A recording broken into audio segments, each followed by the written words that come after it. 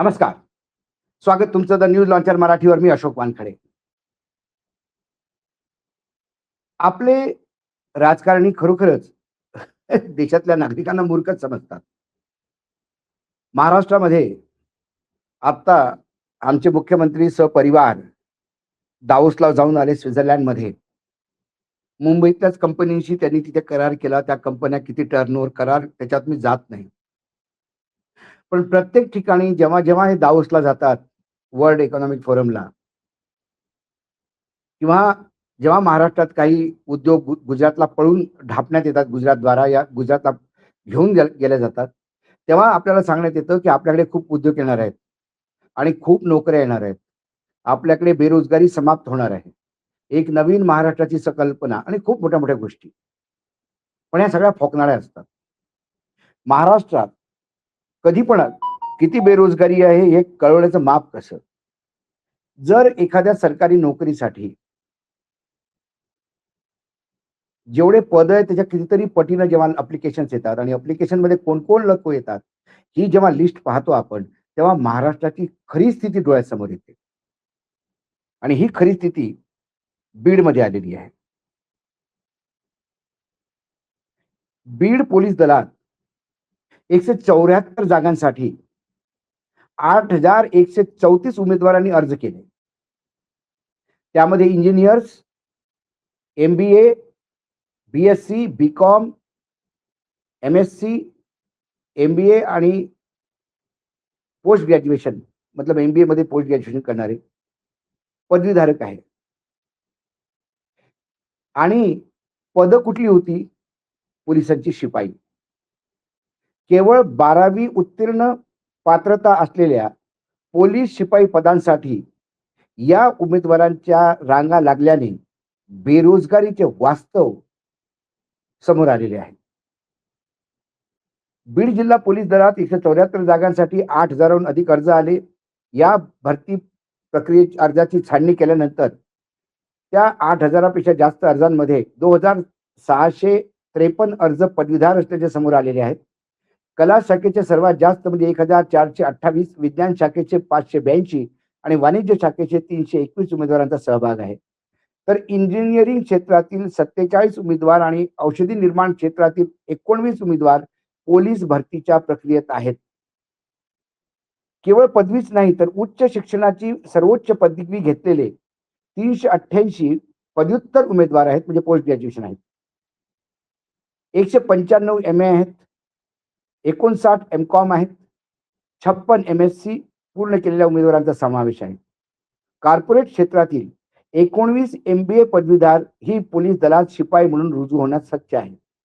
उच्च शिक्षण घेऊन रोजगाराची संधी उपलब्ध नसल्याने पोलीस भरती प्रक्रियेत नोकरी मिळवण्याचा प्रयत्न असल्याचा या उमेदवारांनी सांगितले. दरम्यान ही पोलीस भरती प्रतिक्रिया पारदर्शक होण्यासाठी पोलीस अधीक्षक नवनीत कावत यांचा प्रयत्न दिसून येतो. अत्याधुनिक तंत्राचा वापर करून भरती केल्या जात आहे. तसेच उत्तेजित पदार्थांचे सेवन करून मैदानात उतरणाऱ्या उमेदवारांना तंबी देण्यात आलेली आहे. त्यासोबत पोलीस दलात नोकरी लावून देण्याचे आमिष देणाऱ्या एजंटपासून सावध राहण्याचे आव्हानही पोलीस अधीक्षकांनी केलेले आहे. परभणी जिल्हा पोलीस दलात केवळ 97 जागा होत्या. हे तुम्हाला बीडचं सांगितलं, परभणीचं ऐका. फक्त 97 जागा आणि त्या जागेसाठी तब्बल 10,679 अर्ज आले. आजपासून भरती प्रक्रियेला सुरुवात करण्यात आली आहे. जवळपास महिनाभर ही प्रक्रिया सुरू राहणार आहे. 85 CCTV RRFD तंत्रज्ञान वापरून प्रक्रिया सुरू आहे. बीडमध्ये घडलेल्या घटनानंतर 2 वैद्यकीय पथक परभणीत या भरती प्रक्रियेत तैनात करण्यात आलेले आहेत. रोज 1000 उमेदवारांचे नियोजन करण्यात आलेले आहे. बीडमधील घटनेच्या पार्श्वभूमीवर 2 वैद्यकीय पथकांची नियुक्ती केली आहे. बीडमध्ये चक्कर येऊन पडला, एकाची डेथ झाली त्या भरतीत. आता तुम्ही सांगा मला, ही जेव्हा गोष्ट समोर येते तर आपण त्याला काय म्हणायचं? महाराष्ट्रात इतकी भयानक बेरोजगारी की पोलीस दलातल्या शिपायासाठी MBA लोक येतात, इंजिनियर्स येतात. या 2 गोष्टी आहेत. एक तर किती बेरोजगारी आहे हे दिसतं. दुसरं, ज्या इंजिनिअरिंग कॉलेजची डिग्री घेतलेली मुलं शिपायाच्या अर्जासाठी आलेली आहेत किंवा MBA झालेली मुलं शिपायाच्या पोस्टसाठी आलेली आहेत, त्या कॉलेजाची पुन्हा स्क्रुटिनी व्हायला हवी. इंजिनिअर कॉलेज नुसतं नावासाठी डिग्री देतं, की जर तुम्ही इंजिनिअर होणाऱ्या विद्यार्थ्यांवर मेहनत केली आणि त्यांनी डिग्री मिळाल्यावर तो स्वतःचं जरी काम करू शकला, तरी त्याला जास्त पैसा मिळतो.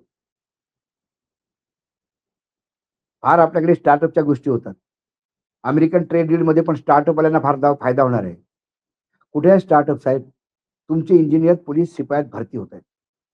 हे फक्त महाराष्ट्राचं दुखणं नव्हे. राजस्थानमध्ये विधानसभेमध्ये चपराशाच्या जागेसाठी एम-टेक आणि बी-टेक पोरं होती. तिथे पण हाच आकडा होता.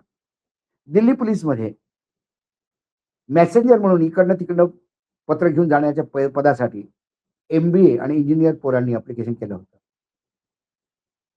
या तर ह्या बातम्या खोट्या आहेत. मग देवेंद्र फडणवीसच खरे आहेत, की महाराष्ट्रात बेरोजगारी नाही आहे, बिलकुल कमी झालेली आहे. या महाराष्ट्राची परिस्थिती फारच दारुण आहे. अतिशय दयनीय स्थिती आहे. दुसरी गोष्ट, लाखो रुपये खर्च करून लोक आपल्या मुलांना शिकवतात. शिकल्यानंतर जर पोलीस शिपायामध्ये भरती करत असेल, तर त्या कॉलेजवर सुद्धा ठपका ठेवायला हवा. त्या कॉलेजनी मुलं निर्माण केली, फक्त डिग्र्या वाटल्या, की खरोखरच इंजिनिअर तयार झाले. इंजिनिअर एक टर्नर फिटर म्हणून जरी कुठे कामाला असला तरी तो जास्त कमावू शकतो. मग सरकारी नोकरी का? का फक्त सरकारी नोकरीमध्ये गॅरंटी आहे पगाराची म्हणून? या भ्रष्टाचार करण्याचा वाव आहे म्हणून? या व्यापार व्यवसायात लोकांचा विश्वासच नाही. कारण या देशात इतके कायदे नवीन-नवीन आणले जातात, नवीन-नवीन बदलले जातात. आणि आता हा पूर्ण एक जग हे एक छोटं गाव म्हणून जर आपण पाहिलं, तर कुठला अमेरिका कोणासोबत काय एग्रीमेंट करेल आपण कसे रस्त्यावर येऊन सांगता येत नाही. अमेरिकेने बांगलादेश सोबत एग्रीमेंट केलं आणि भारताचा कापूस उद्योग, सूत उद्योग, कपडा उद्योग देशात लागला किंवा लागणार आहे. त्यामुळे कोणालाच शाश्वती नाही, की आम्ही डिग्री घेतल्यावर काय करावं. कुठे ना कुठे मी त्या इन्स्टिट्यूटची सुद्धा चूक मानतो, की तुम्ही फक्त नोकरी करणारीच का तयार करता? कुठेतरी या इन्स्टिट्यूटना मुलांनी स्वतःच्या पायावर उभं राहिलं पाहिजे. हे कुठे ना कुठे त्या मुलांना शिकवण्यात यायला पाहिजे. नरेंद्र मोदींच्या बहुतेक विचारांशी आम्ही सहमत नसतो. मी नसतो व्यक्तिगत करून. त्यांच्या कार्यप्रणालीने नाही. पण त्यांचा एक मंत्र मात्र मी मनापासून जपतो आणि मनापासून त्याची पूजा करतो. तो म्हणजे ते सारखे लोकांना सांगतात, आत्मनिर्भर व्हा. याचा अर्थ माझ्या भरोश्यावर राहू नका, सरकारच्या भरोश्यावर राहू नका. तुमचं तुम्ही पाहून घ्या. ती वेळच आलेली आहे.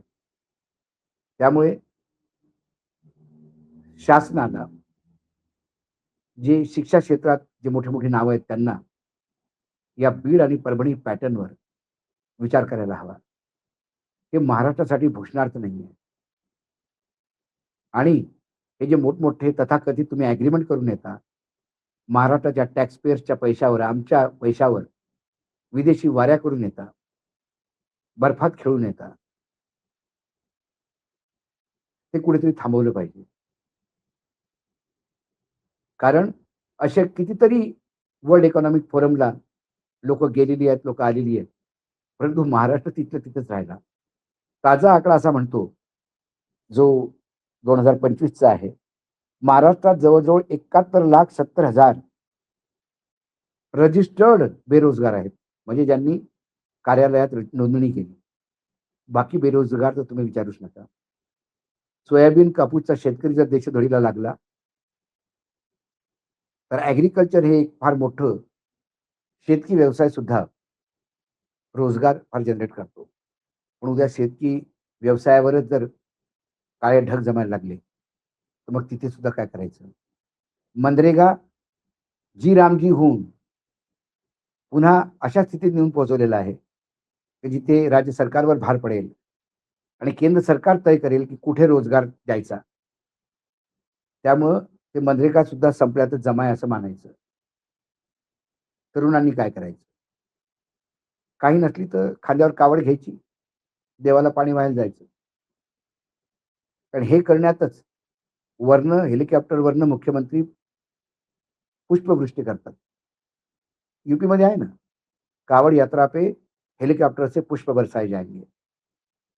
बेरोजगारों पे नया काम आणि नोकऱ्या मागायला गेलं तर ही स्थिती. आज द न्यूज लॉन्चर मराठीमध्ये एवढंच. पुन्हा येतो काही विषयासोबत. तुमचा नमस्कार. पाहत रहा न्यूज लॉन्चर मराठी.